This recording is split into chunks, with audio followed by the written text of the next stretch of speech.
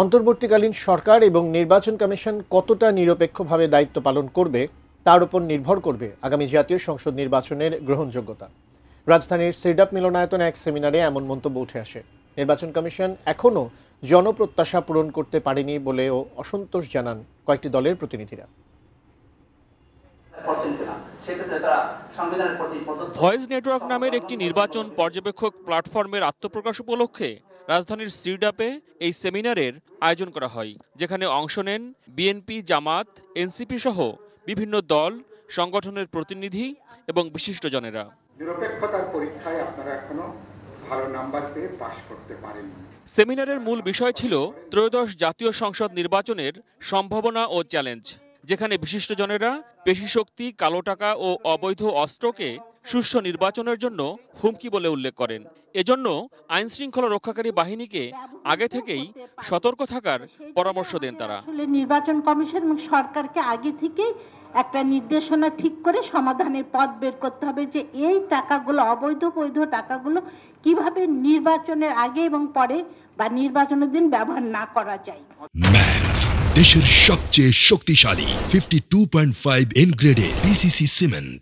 রাজনৈতিক অঙ্গন তো দুর্বৃত্তায়িত হয়ে গিয়েছে এবং এই দুর্বৃত্তায়নের পেছনে যে জিনিসটা সবচেয়ে গুরুত্বপূর্ণ ভূমিকা রেখেছে টাকার খেলা। টাকার খেলার ফলে আমরা এমন একটা গণতন্ত্র সৃষ্টি করেছি যেটাকে আমার ভাষায় আমি বলি best democracy money can buy. নির্বাচন কমিশনের বর্তমান অবস্থান নিয়ে সন্তুষ্ট নয় জামাতে ইসলামী এবং জাতীয় নাগরিক পার্টি এনসিপি নেতারা।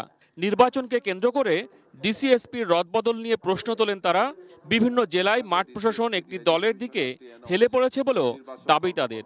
এই গুরুত্বপূর্ণ জায়গাগুলোতে যদি নির্বাচন কমিশন সর্বোচ্চ নিরপেক্ষতার পরিচয় দিতে না পারে তাহলে নির্বাচন প্রশ্নবুদ্ধ হয়ে যাবে। আমরা আশা করব নির্বাচন কমিশনের ক্ষেত্রে নিউট্রাল থাকবেন। একটা চাঁদাবাজির মামলা নেয়ার আগেও পুলিশ বারবার খোঁজ নেয় তার রাজনৈতিক সংশ্লিষ্টতা আছে কিনা। আমাদের এই হচ্ছে অভিজ্ঞতা এবং বিভিন্ন হেভিওয়েট প্রার্থীর পিএস কে আমাদের থানার ওসি তারা হচ্ছে স্যার ডাকেন। সুষ্ঠু নির্বাচনের জন্য দেশের মানুষের মন মানসিকতার পরিবর্তন দরকার বলে মনে করেন বিএনপি নেতা মোয়াজ্জেম হোসেন আলাল।